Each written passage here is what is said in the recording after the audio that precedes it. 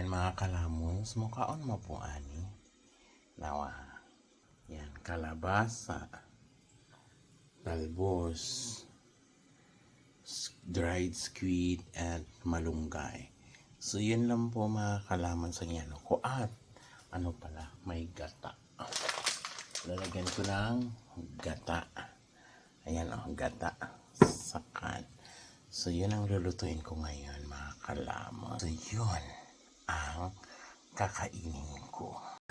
Ayan, kumukulo na po ang kalabasa at saka yung dried squid. Ayan. Ayan, nailagay na yung malunggay at saka talbos ng kamote. So, hindi ko siya haluin. Itutulak ko lang.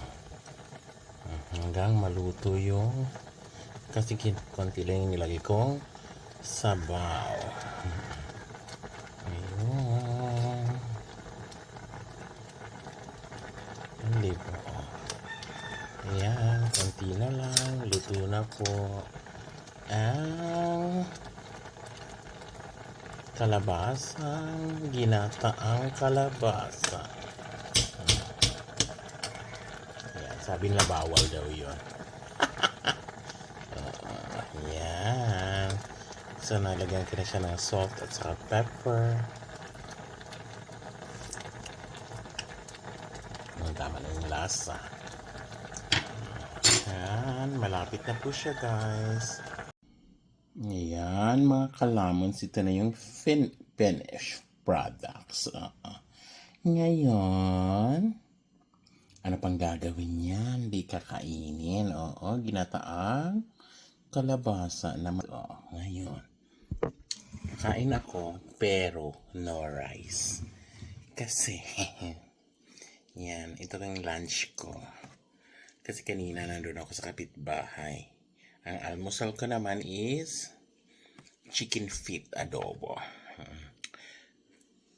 So ngayon, tanghalian. Tanghalian is ginataang kalabasa. Init.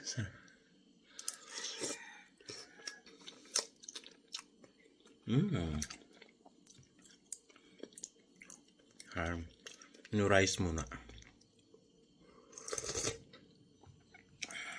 No rice kasi mamayang gawin. Baliktad, di ba? Marami akong kanin na nakain kanina.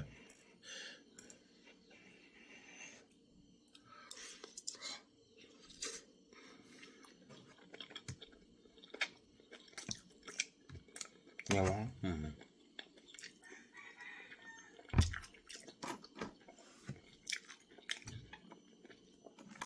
Ginataan.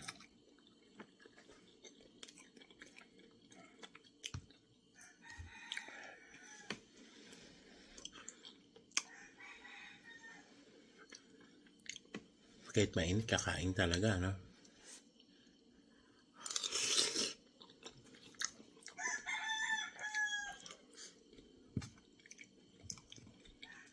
Kayo ba? Kumakain ba kayo ng ganito? Walang ante. Wala lang.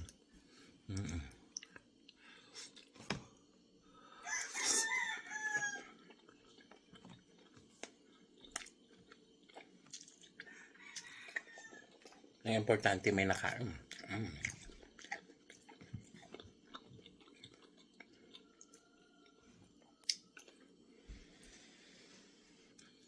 Diba? Nagbigay ng kalabasa. Punta sa goodbye, nakuha ng talbos ng kamote at saka balunggay. Ibuti may gata ako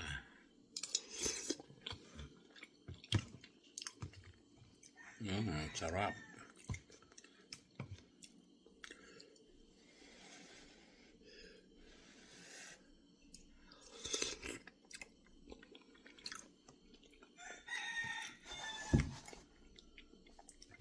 Kaya mga kalamons, hindi ako papayat. Kasi, kahit ano kinakain. Kasi kami dati, ano lang kahit pwedeng magata din. Pero, kadalasan talaga, walay subak. Oo, as in, hindi una.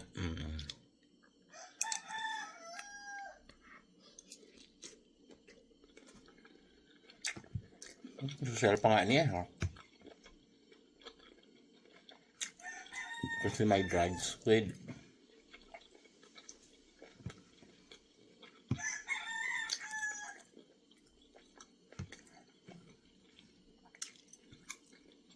Ang mga sa una talagang ano, kamong lira at kalabasa.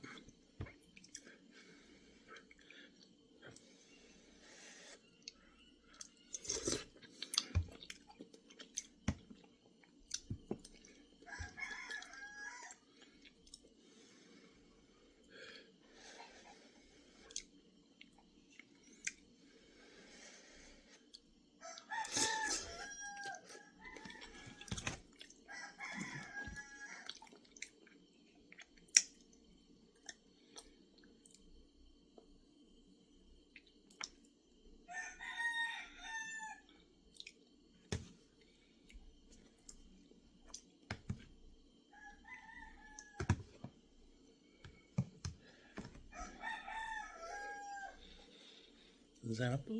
Ay, nako. Inggit. Inggit kayo.